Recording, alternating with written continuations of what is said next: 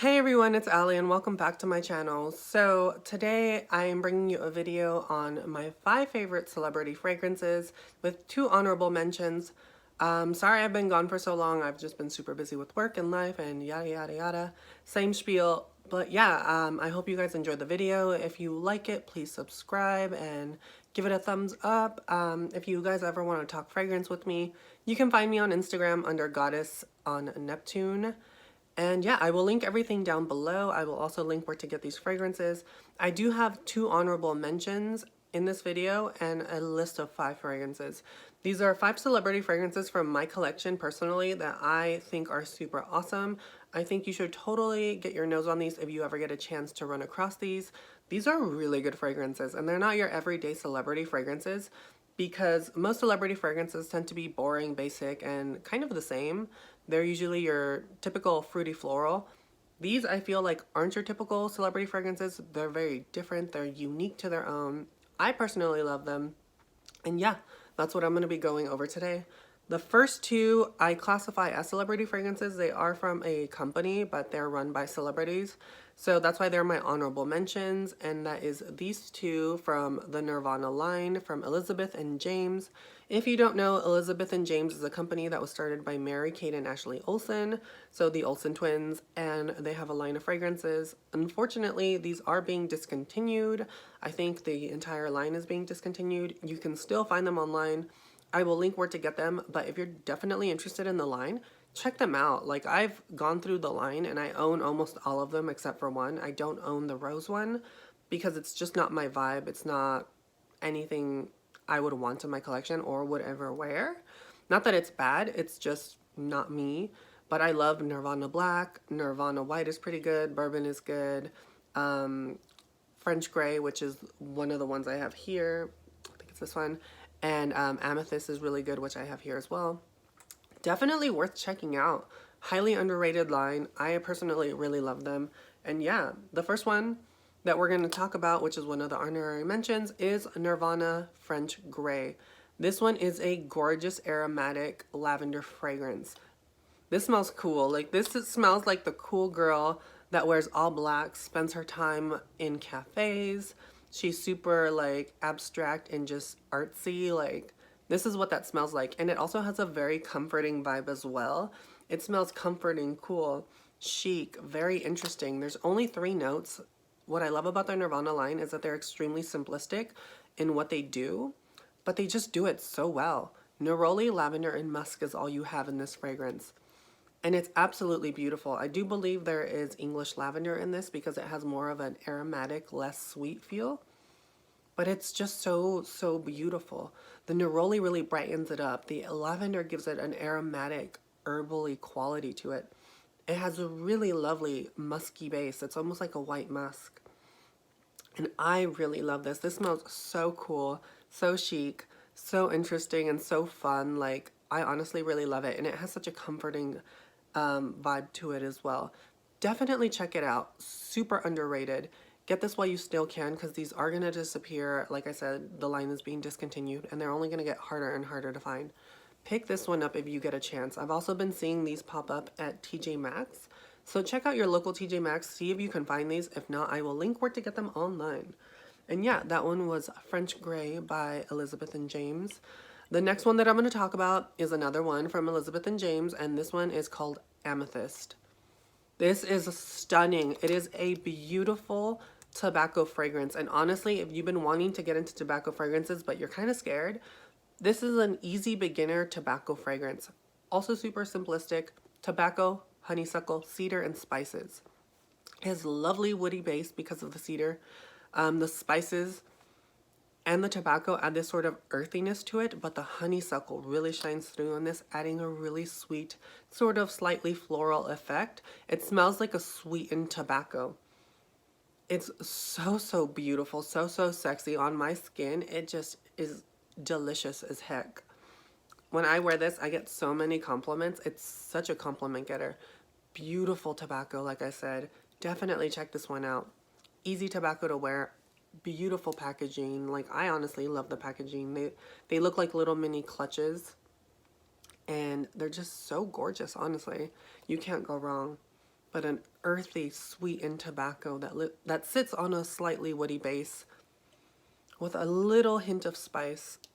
Absolutely stunning. Check this out, you guys. It's really, really good. And now onto my actual list.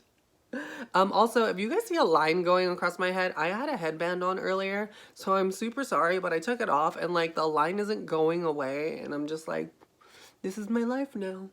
This line is just me. So if you see it, like, I'm sorry, but it's just there. There's nothing I can do about it, like, until my skin re-plumps up or something.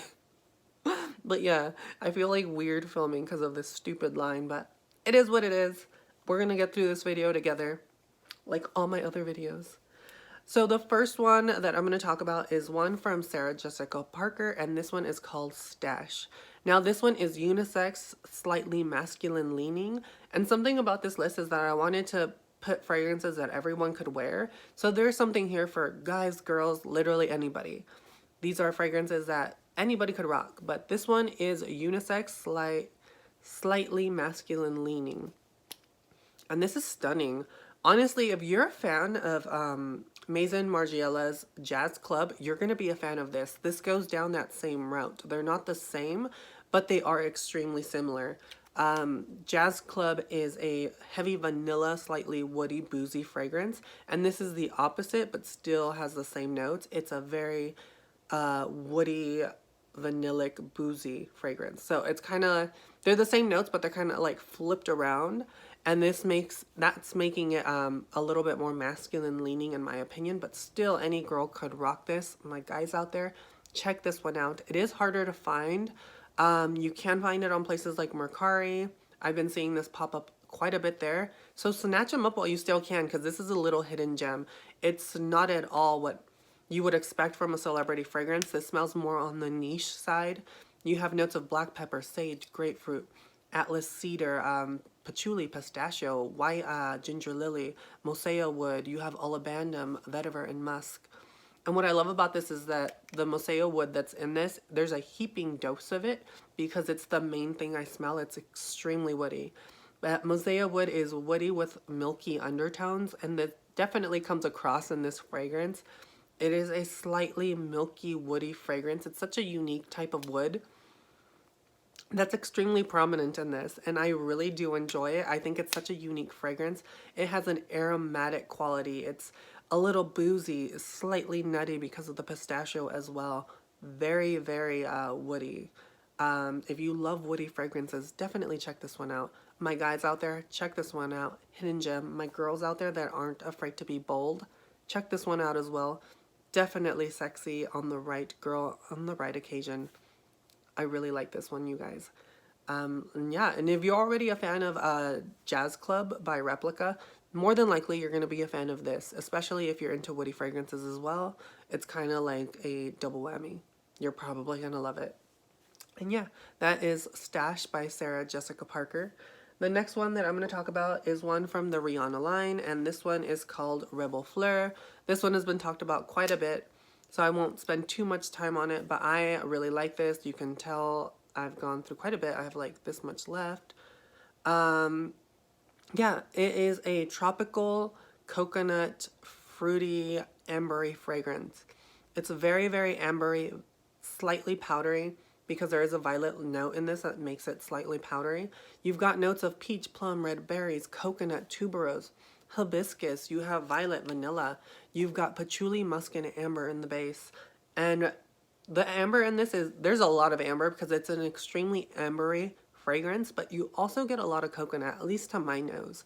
My nose picks a lot of coconut up on this one, and I honestly really enjoy that about this. It is a coconut balm with an ambery base that's sweetened by those red berries and that peach, and has a slightly powdery feel because of the violet in it as well. Also quite a bit of vanilla, but the vanilla and the amber pair so well together that I would classify this as an ambery coconut tropical fragrance. Definitely unique, not like everything you get from celebrity fragrances. Standalone on its own. I really love this one. Definitely worth checking out. And it leaves a beautiful sillage, honestly. This leaves such a gorgeous sillage. And that is Reb'l Fleur by Rihanna. The next one I'm going to talk about is one that I've talked about quite a bit in the past. This one, when it came out a few years ago, sort of blew my mind, and that is Ariana Grande's Cloud. This one gets compared a ton to Baccarat Rouge 540. I can see why. I feel like if Baccarat Rouge 540 had a flanker that was a sort of woody gourmand, that would be Ariana Grande's Cloud. It is really, really beautiful. Again, you have lavender, pear, bergamot, whipped cream, praline, coconut, vanilla orchid, musk, and woody undertones. Absolutely stunning. The lavender in this is the complete opposite of the lavender that you find in French Grey. I feel like in French Grey, the lavender in that is a very aromatic English lavender. This smells more like it has Spanish lavender, which tends to be a much sweeter type of lavender that's less aromatic and more on the sweet side. Definitely a sweet fragrance. There's something very enveloping about this. I think the name Cloud is appropriate because it leaves you in this sort of cloud of fragrance that's very enveloping. It's sweet, it's fluffy, it's very inviting, absolutely beautiful, and not like every other celebrity fragrance out there. This one isn't so much a hidden gem. I feel like this one is super popular right now and will probably be popular for a long time, but definitely nonetheless still a beautiful choice. Check it out if you haven't put your nose to it. And if you have and didn't like it, put it on skin. Trust me, this on skin is gorgeous. Sometimes certain fragrances need skin in order to really develop and show themselves. This one, on my skin at least, really needs to be on my skin. Some people don't get a lot of longevity. On all these fragrances, I have killer longevity. This one, I also get killer longevity. Stash will last me all day. Reb'l Le Fleur will last me all day plus. This one will last me pretty much all day and even longer if I spray it on clothes. I think the one that lasts the least so far as longevity, is probably French Grey. That one lasts about 7 hours on my skin. Amethyst, the other one, lasts all day. That is an all-day fragrance for me. But yeah, they're all pretty much long-lasting. That's something I kept forgetting to mention, was the longevity of them. They're all very long-lasting, at least to me on my skin.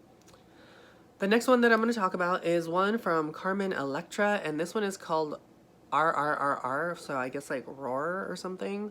It's a really inexpensive, cheap one. This one cost me like literally a couple dollars to get. I hate the packaging. First off, I think it's kind of tacky and super cheap looking. It's like, it's very much on brand for Carmen Electra.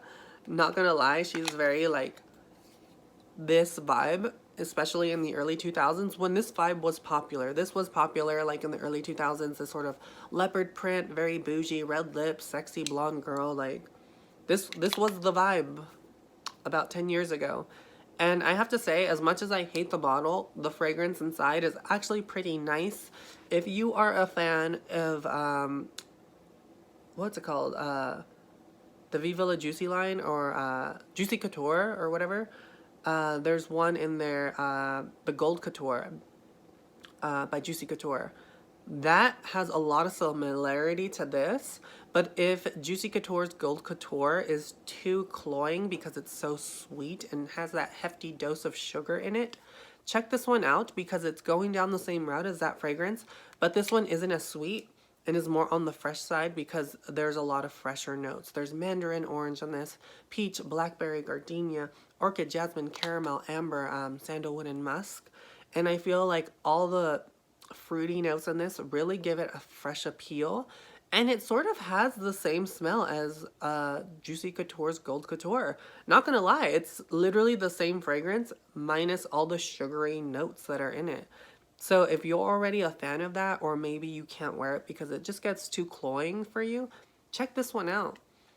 It's sexy, it's pretty good, like not gonna lie, and for like a couple bucks, like this is such a steal. You can get this online for, I think I might have paid like $10 or $15 for it. Super cheap, and this is like the 3 fluid ounce bottle. Horrible packaging, but if you can get past the packaging, just throw it in your purse and take it with you. This lasts a really long time on my skin. Super sexy in my opinion. I personally like it, minus the packaging. But yeah, that's just my opinion. The last one that I'm going to talk about is probably one of the most underrated hidden gems as far as celebrity fragrances go. And this one is from the Lady Gaga line, and this one is Eau de Gaga. This one is a little harder to find, but you can definitely find it online. This is a simplistic, aromatic, citrusy fragrance. You have notes of lime, white violet, leather, and woody notes. And this doesn't smell like a celebrity fragrance at all. I would honestly think this was, if I smelled this, I would be like, oh, that's from like some sort of niche line. That's how amazing I think this fragrance is and how underrated it is. It really is a straight unisex fragrance. Any guy could wear this, any girl could wear this. It is a fresh lime fragrance. It has a hefty, hefty dose of lime. Oh my gosh, the lime in here is so bright. With notes like leather, you would think that leather would be really prominent, but it's actually pretty faint. I can kind of pick it up, but honestly, more than anything, the leather mixes in with the white violet really well, giving it a sort of just slight suede powdery effect with a hefty dose of lime. There's a lot of lime, and it sits on a slightly woody base. The leather fits in perfectly with the woody base, and the leather comes off more as suede in my opinion. But dang, is this good, you guys. It's extremely fresh. It's extremely beautiful. It's extremely unisex. Highly underrated. If you're into citrusy fragrances, especially into lime fragrances, check this one out. Eau de Gaga, like, really, really amazing. A bit harder to find, but you can find them in places like TJ Maxx. You can find them online. I will link where to get them online. And yeah, that is my list, you guys. I hope you enjoyed it. I'll probably be making another video next week. I have sort of a ranty video that I want to make about a certain fragrance that is coming in, because I have some really interesting thoughts that a lot of people haven't been talking about with this particular fragrance that was limited edition, that once you see it, you'll know. And then I'm probably going to talk about the fragrance, go about what I think about it, and how it wore on me, and I'll probably go into my rant right after, which I don't like ranting. I don't like being the negative person, but I already have some thoughts about this, and I've been sitting on it for a while and kind of hoping that people would talk about it before I did, but nobody's talking about it. Everyone is sort of just praising this fragrance, which if it's good, it's good, but like, as far as the marketing went and just the launch dates and everything surrounding this fragrance, I think it was just super bad and ill-prepared. And yeah, so if that's something that you're interested in, I'm probably gonna film that next week. And yeah, till next time, you guys, I hope you guys enjoyed the video.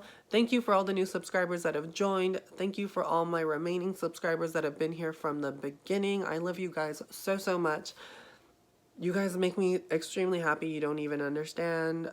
Some of my darkest times have been, you know, recorded here on YouTube, filming fragrance, and just having the support of you guys and knowing that you guys are just as interested in fragrance as I am is super amazing, and I couldn't be happier. And yeah, you guys, till next time, I will catch you guys later. And yeah, follow me on Instagram. Bye.